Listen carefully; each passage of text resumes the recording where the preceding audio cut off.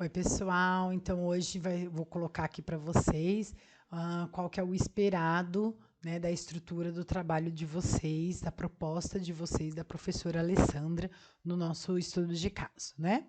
Vamos lá. Bom, primeira coisa, então, precisa relatar, apresentar que ela é professora do segundo ano, que ela está numa situação de crise da pandemia, né, do Covid-19, e, a partir disso, como vocês acham que seria uma aula remota de alfabetização, tá?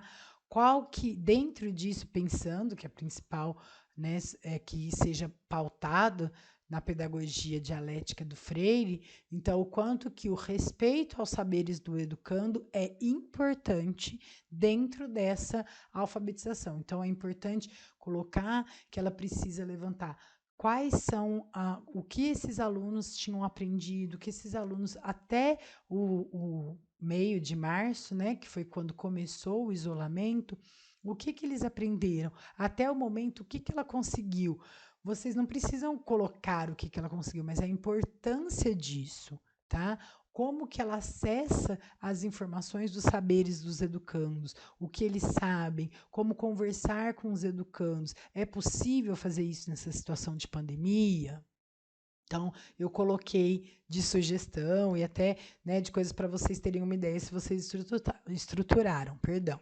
O quanto que ter vídeo aula ou aula ao vivo, ou os dois, que é no nosso caso agora, né? Ter um dia aula ao vivo, um dia vídeo aula, como é que pode ser isso? Ter momentos de respaldo o tempo todo, né? Dentro da situação, da realidade de vulnerabilidade da escola que a Alessandra dá aula, isso é um pouco difícil em relação a esse contato direto, mas é uma sugestão importante, interessante para vocês terem, que vocês tenham colocado, né? O que eu espero, né, sobre essa questão de videoaula e aula ao vivo é que vocês discutam o quanto que essas aulas assíncronas, né, essas videoaulas, elas dão um suporte para o aluno, para o sujeito que não tem uma disponibilidade direta no momento da aula, ter acesso a um celular, né? Então, o quanto que isso seria interessante nessas questões. A aula ao vivo. Na aula ao vivo, quanto mais interessante, o quão mais interessante ela é. Por quê?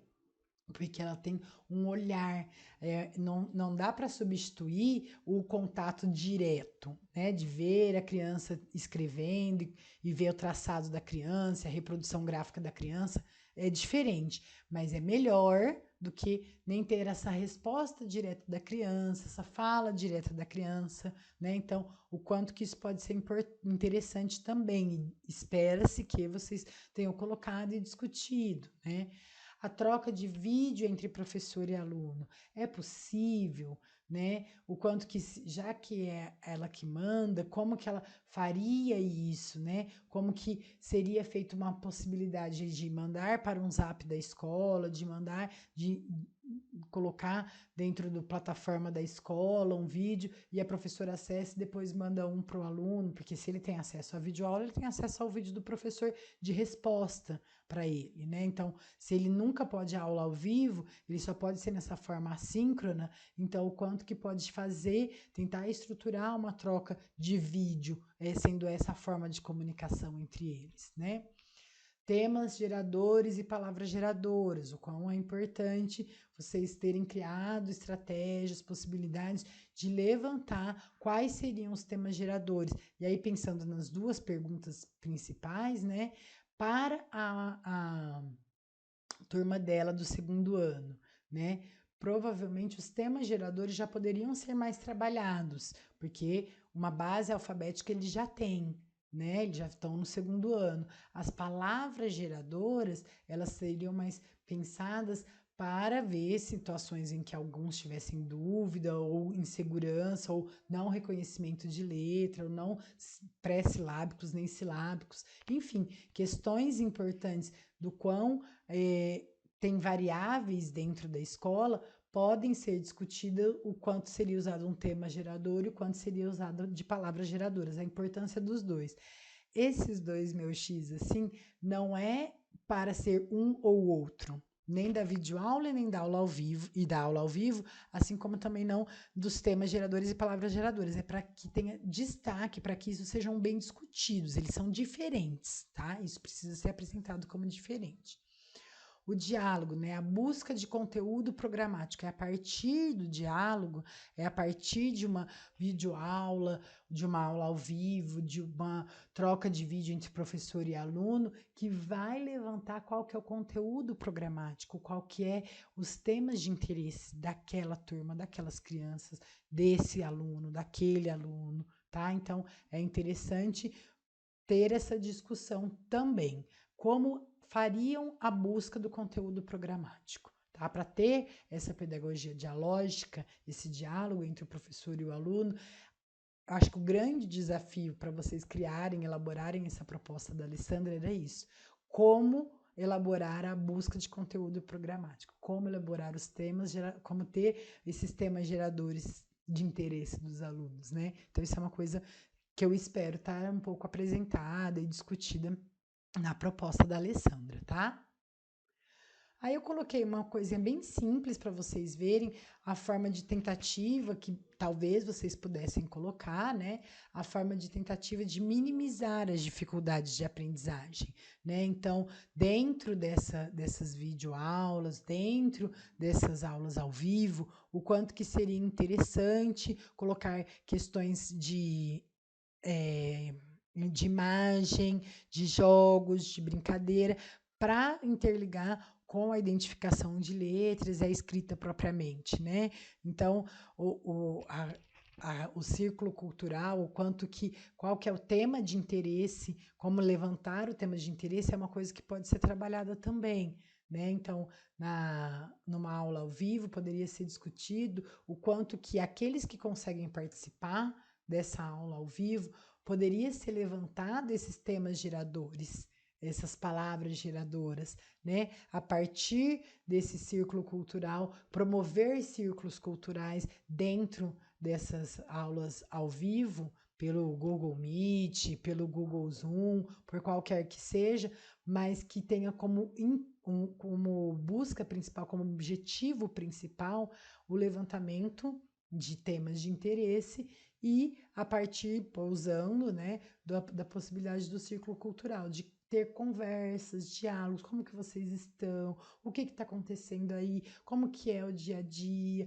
vocês ficam com quem, que dificuldade que vocês têm, o que é bom de ficar aí, o que vocês gostariam, de que vocês sentem saudade da escola, eles trazendo palavras sobre todas essas questões que eles estão vivenciando. Eu fico, por isso que eu coloquei até a avó com o bolo, né? Eu fiquei pensando quanto, fantasiando aqui na minha cabecinha, o quanto que crianças, famílias em situações de vulnerabilidade ou situações periféricas, em locais periféricos da cidade, muitas vezes são justamente os que não puderam parar, se isolar propriamente, né? Então, o quanto que essas famílias, os pais, de alguma forma, podem estar tendo que trabalhar, não podendo ficar em casa, né? E fica com a avó. Eu me lembro, acho que foi a Vitória que me falou, né? De uma criança que é aluna da mãe dela, que vai até a avó para pegar o telefone da avó, para a partir do telefone da avó pegar o vídeo, ou saber quando que ele tem que pegar o material, alguma coisa assim. E me veio muito isso, do quão eles devem, nesse momento, tendo que ter esse suporte, esse apoio sempre tem, de uma avó, de uma tia, de uma vizinha, né?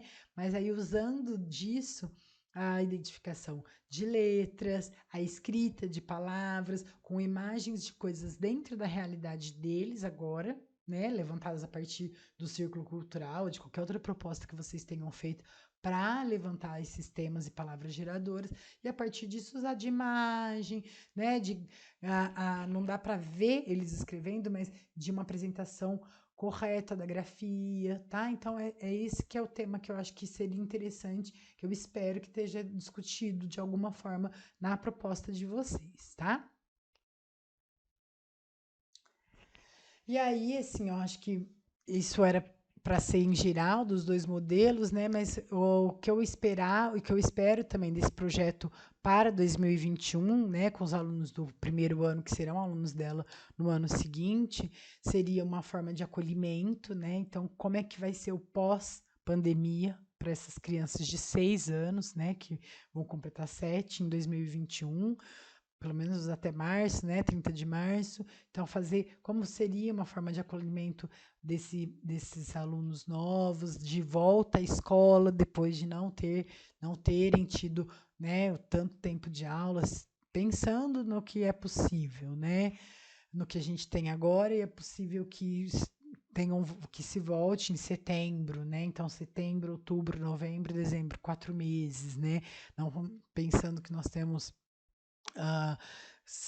4 meses no primeiro semestre, 5 meses no primeiro semestre, 5 meses no segundo, né?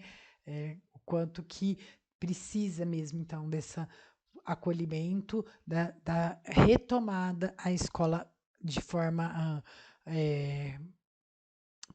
prática, não, né? A retomada da escola de forma presencial, né? Opa, eu levantamento de tema, de interesse, né? Então, o que que eles querem falar? Sobre o que que eles querem falar depois de toda essa situação que aconteceu. Então, isso é uma coisa muito importante que eu espero também que vocês tenham colocado para, né, o acolhimento o projeto de 2021 para o segundo ano, que hoje é primeiro ano, né? O reconhecimento fonético, porque é uma coisa que não teve tempo, você teve muito pouco, né, desses alunos, então acho que seria uma coisa interessante de discutir, né, de vocês discutirem, que seria interessante de identificar, né, qual que é, primeiro, o reconhecimento fonético de falar, bola, ele sabe qual que é ele sabe o B com o bo ou bo, né? Ele sabe que é o B e o O, então o quanto que isso era uma coisa que é importante para ser discutida, eu espero. Se não foi, se não foi bem dentro desse meu jeito muito direto, né, de cada coisa, mas o quanto que a alfabetização, quais as consequências que a alfabetização pode ter, uh, dessas crianças, ter o que essas crianças podem ter como consequência na alfabetização, vai pensando numa escrita discursiva, né?